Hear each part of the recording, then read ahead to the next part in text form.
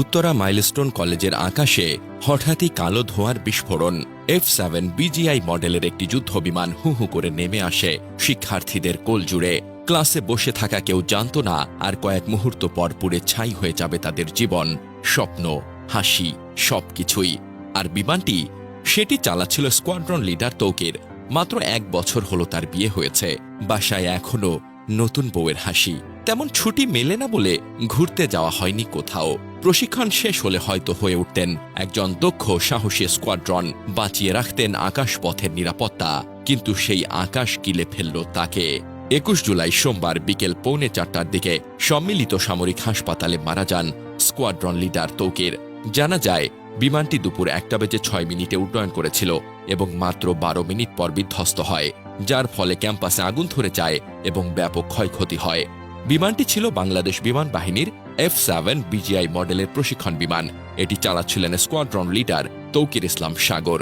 ঘটনার সময় বিমানে তিনি ছিলেন বলে প্রাথমিকভাবে জানা গেছে, তবে অন্য কেউ ছিলেন কিনা তা এখনও স্পষ্ট নয়। বিমানটি মাইলস্টোন কলেজের হায়দার হল নামক ভবনের ছাদে, বিশেষ করে ক্যান্টিনের ওপর আছড়ে পড়ে। এটি কলেজের প্রাথমিক শাখার কাছাকাছি, যেখানে প্লে গ্রুপ থেকে 7ম শ্রেণীর ক্লাস চলছিল।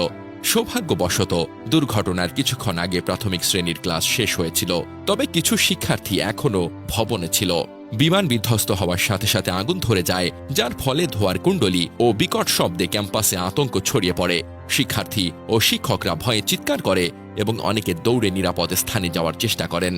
তবে ঢাকার মতো জনবহুল ও ঘনবসতিপূর্ণ শহরের আকাশে প্রশিক্ষণ বিমান উড্ডয়ন একটি চরম অপরিণামদর্শী ও দায়িত্বজ্ঞানহীন সিদ্ধান্ত বলে আমরা মনে করি।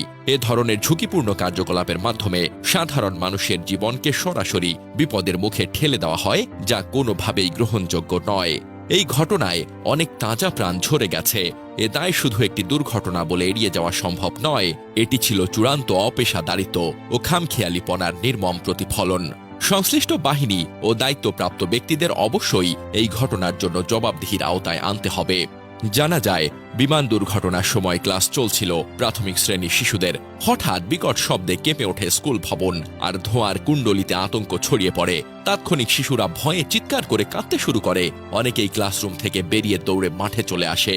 সরেজমিনে দেখা যায় মাইলস্টোন কলেজের মূল ক্যাম্পাসের উত্তর পাশে খেলার মাঠ ঘেঁষা অংশেই বিমানটি আছড়ে পড়ে। পাশেই অবস্থিত প্রাইমারি শাখার ভবন। দুর্ঘটনার পরপরই ছুটে আসেন শিক্ষার্থীদের অভিভাবকেরা। অনেক মা বাবাকে গেটের বাইরে দাঁড়িয়ে সন্তানদের নাম ধরে ডেকে কাঁদতে দেখা যায়। নাবিলা নামের কলেজ শাখার এক শিক্ষার্থী বলেন, বিকট শব্দ হতেই ক্লাসের শিশুরা ভয় পেয়ে চিৎকার শুরু করে। আমরা বুঝে উঠতে পারছিলাম না কি হয়েছে। জানালার পাশে ধোঁয়া দেখা যাচ্ছিল। কিছু শিক্ষার্থী দৌড়ে নিচে নেমে যায়। বাচ্চারা ভেতরেই ছিল, কেউ বের হতে পারেনি। ফারজানা হক নামের এক অভিভাবক বলেন, হঠাৎ একটা বড় আওয়াজ হলো, তাকিয়ে দেখি ধোঁয়া উঠছে। স্কুলের পাশে আগুন আর ধোঁয়া দেখা যাচ্ছিল। শিশুদের কাঁদতে দেখেছি। ঢাকা মহানগর পুলিশের উত্তর বিভাগের উপপুলিশ কমিশনার মহিদুল ইসলাম বলেন, ঘটনার পরপরই এলাকার নিরাপত্তা বাড়ানো হয়েছে। ছোট ছোট শিশুদের নিরাপদে সরিয়ে নেওয়ার জন্য আইনশৃঙ্খলা বাহিনী ও স্কুল কর্তৃপক্ষ একসঙ্গে কাজ করছে।